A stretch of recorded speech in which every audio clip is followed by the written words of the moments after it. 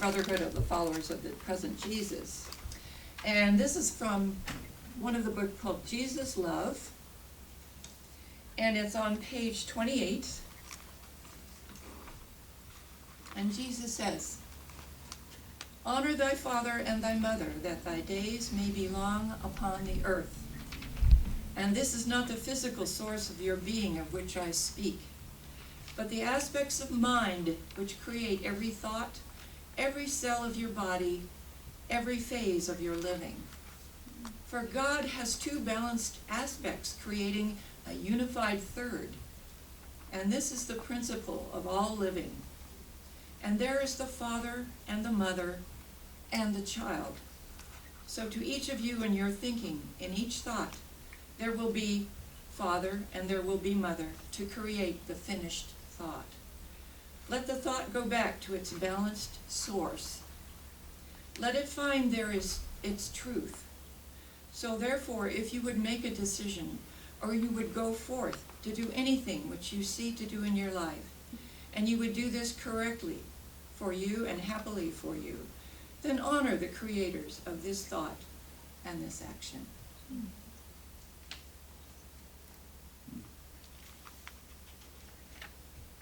And now, to further bring us more information on this topic, celebrating our Father's love, is a woman who is active in the teaching of the inner Christ. She's an assistant minister here, and she has been involved in teaching, in leading, and in healing, and we love her dearly. Please welcome with me Reverend Elaine Fuller-Zachey.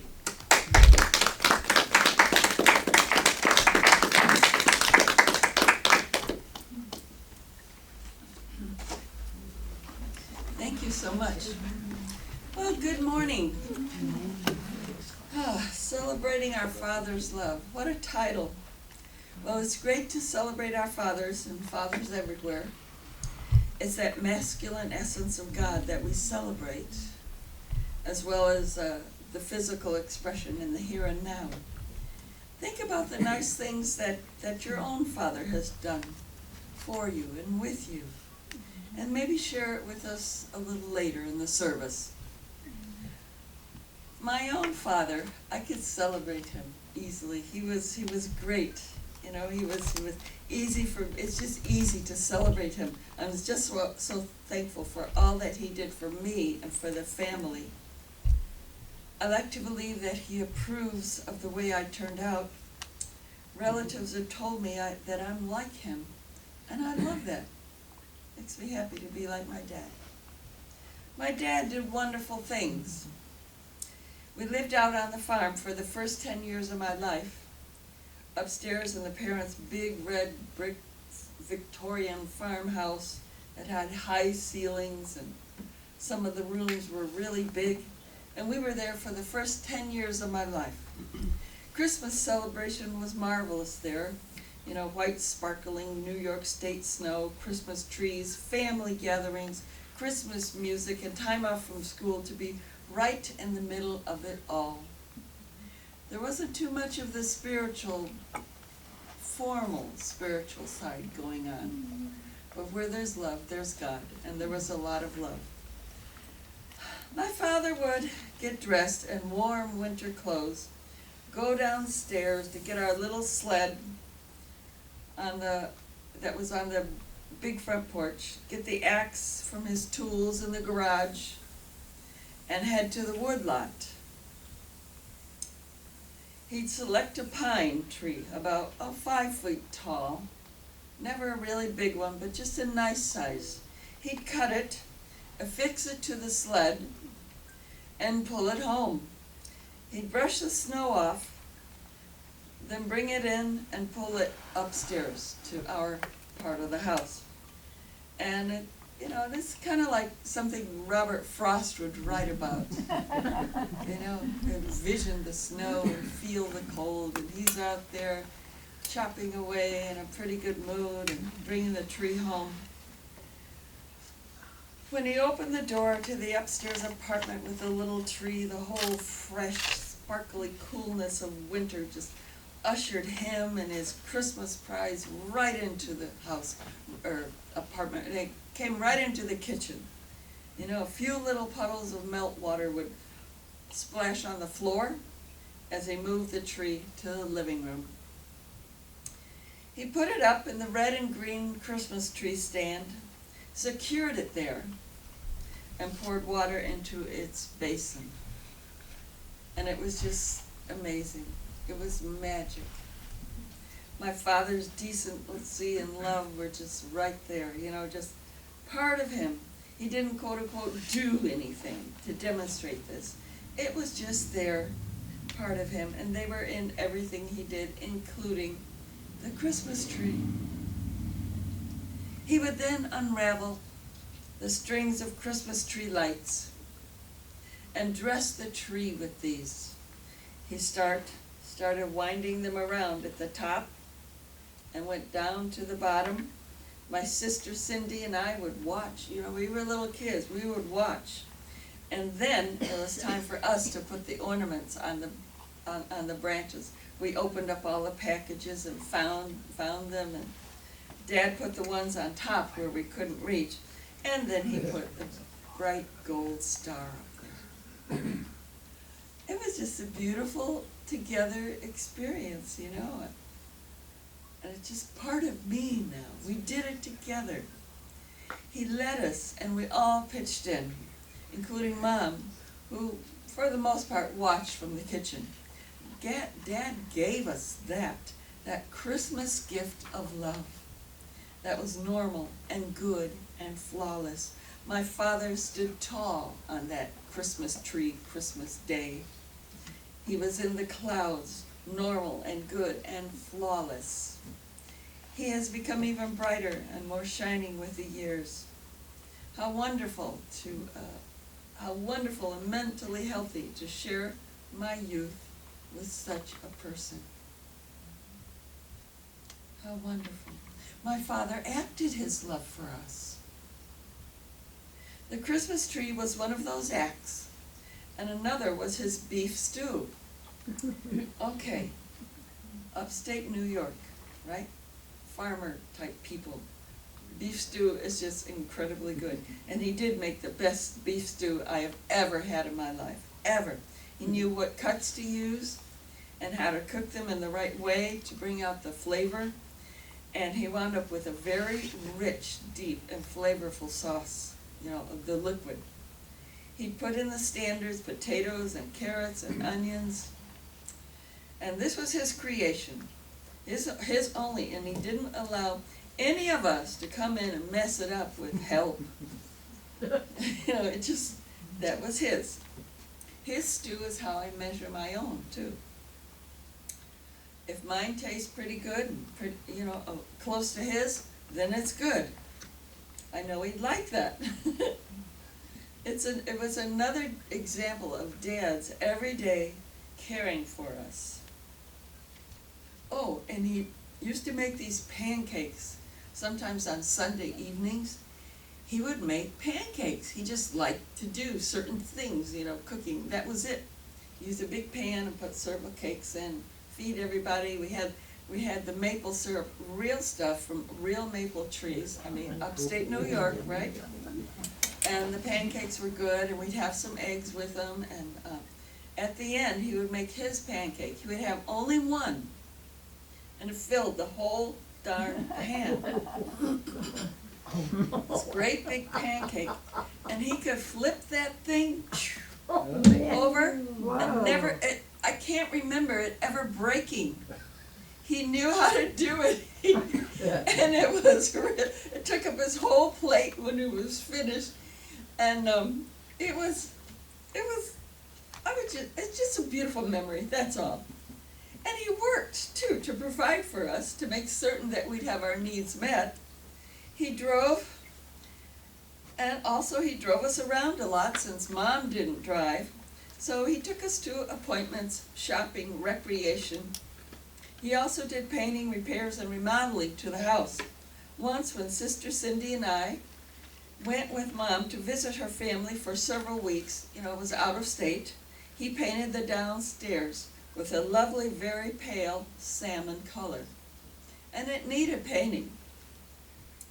So, and at another time, he taught us to respect food and to respect the individuals who prepare the food. And he helped Mom with, raising us to eat in a healthy manner. He would also have us eat what was on our plate. Maybe not all of it, but most of it at least. There was no fussiness or no, I don't like this, I don't want to eat that. That was not in our household. No picky eating. And I certainly respect him for that. I really do. Sometimes in the summer, he took my sister Cindy and me to work with him. We loved it. He worked on the Erie Canal lock system. He was the chief of the locks in our area. He'd explain his work, take us on little tours. He'd talk about how he made friends with people who took their pleasure boats in and out of the locks upstream and downstream. Oh, and a lock, in case you don't know, because we don't have them here in San Diego. A lock raises and lowers the water level for the boats. It has two gates and a little compartment, a box inside, not little but big, and boats go in there and he raises or lowers it so that it will match the water on the other side to where the boats are traveling. Okay, it does that so travelers don't get caught up or smash the boats on rapids or rocks. It was interesting, we were never bored there. It was great. I loved it. After our visits, my sister and I would walk downtown, or maybe we'd walk home. It was a small town with, not too much area, so it was easy for us to just walk wherever we needed to go. Decency, that's what it was. Decency, just what a quality that is, it's a strength. My father acted out decency in many ways, and constantly too. My mother landed a good one. I mean, she really did, and she blessed my sisters and me with a beautiful, wonderful father. I don't know, maybe it's assumed kind of a fairy tale in my mind. Beautiful father surrounded with golden light, I don't know. But he was great. God blessed us, and I thank God for Leo Robert Fuller. How easily I celebrate my father's love. And I celebrate my father, God, for blessing me to be part of this man's life.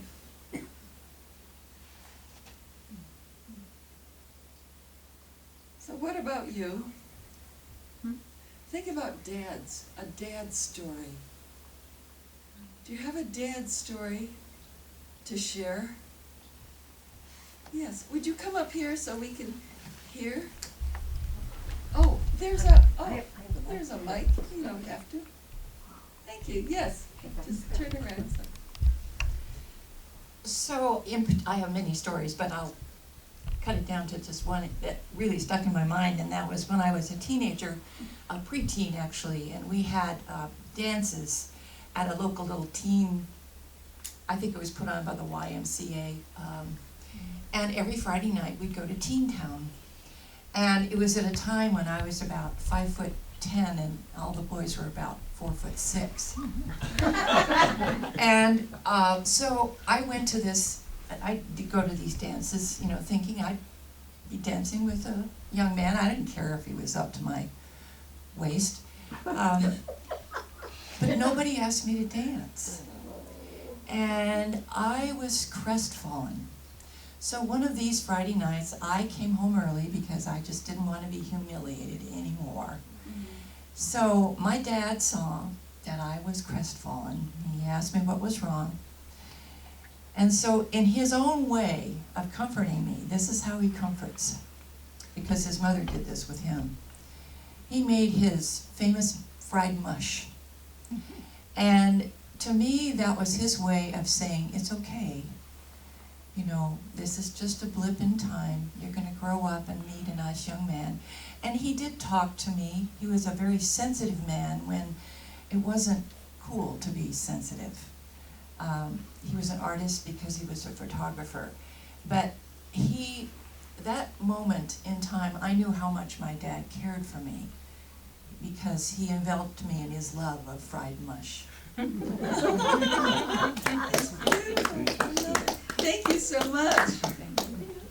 Do we have another dad story? Yes, please.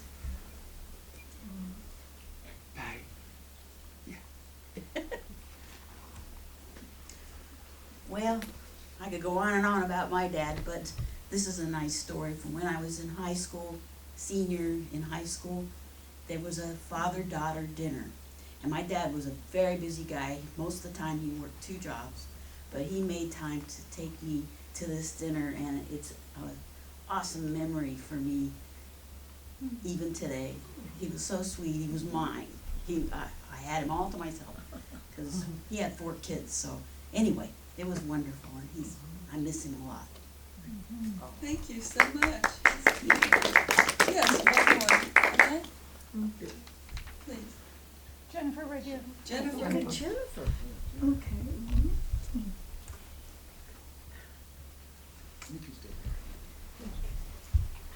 Yeah.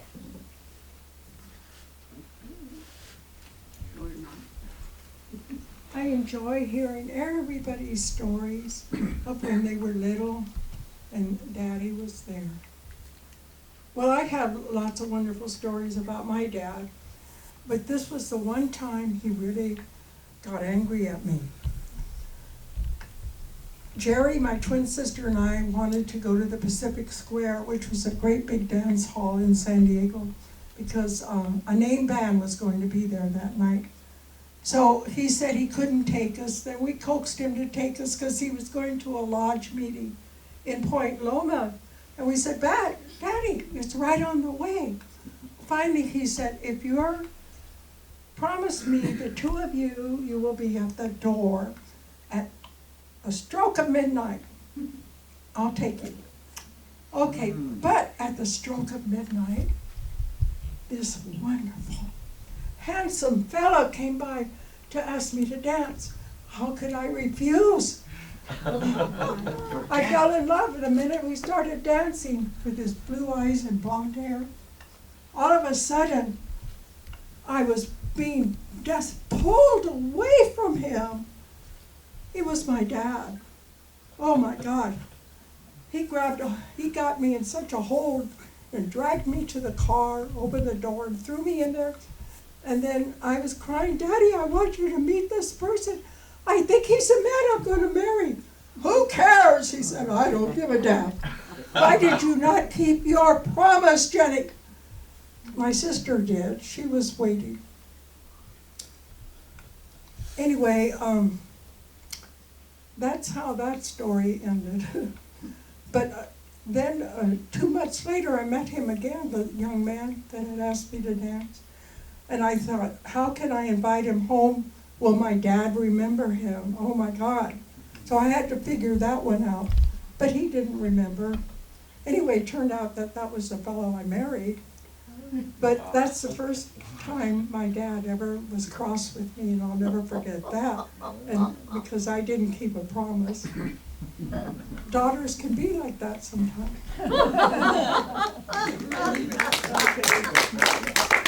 Thank you so much. You know, think about that. Our Father's love is actually God's love, expressed on the earthly level. And we find that in animals too. When we're smart, respectful, and observant enough, father and mother birds parent their young. Both build a nest for her egg laying. They take turns sitting on the nest, on the eggs, so they hatch properly, and then they take turns sitting on the babies to keep them warm and safe. both bring worms, you know, they take turns to this, bring worms and I suppose other wonderful things for the babies to eat. I'm sure both parents set up noisy screeching alarms when cats are around. They can really make a lot of noise, believe me, I have cats. And cats parent too. I have seen it. George, dad cat, my George, my good old George the dad cat, helped both of his wives, I called them wives because there was a really close bond there, with the kittens. For example, Gracie and their kittens were eating breakfast in the backyard, right outside the big sliding glass door, while George, with his back to them, was watching the bank behind the house for coyotes, right? Wow. He was watching. And George is a true food cat who used to be over 17 pounds, you know, that's, and I mean, he's not anymore. It just kind of happened, and then I dieted him. Wow. Well, anyway, the food cat chose to take care of his family instead of eating along with them, and maybe even trying to eat their food.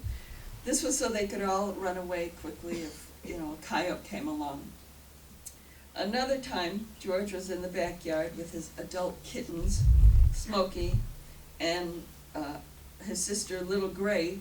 Little Gray was just peacefully dozing in the sun, you know, curled up, you know how they do, and they look like, well, she was like a fuzzy little meatloaf there, just sort of a little sleepy The coyote kitty. thinks of him. And too. Smokey, rangy, smart, Fuzzy meatloaf. high energy, ran up to her silently. He did not make a sound. He pounced right on top of her. Like, she was like this, and he goes, boing, ah.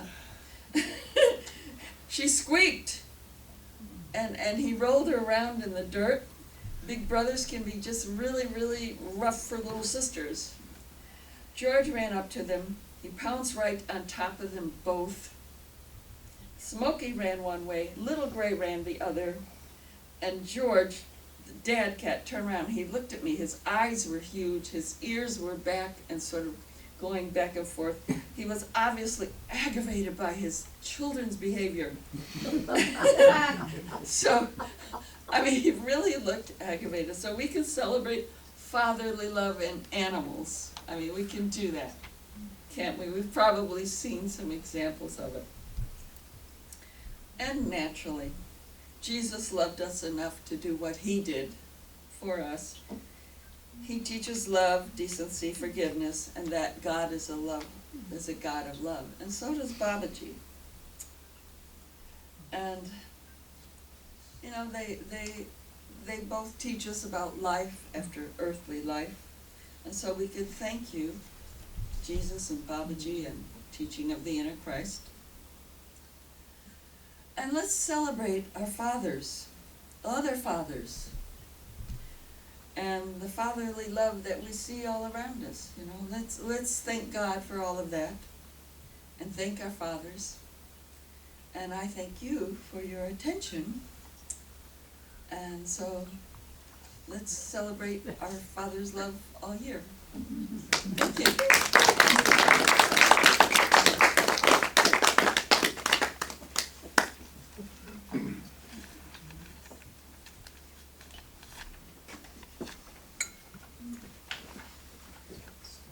Now we have an opportunity, thank you, Reverend Elaine, an opportunity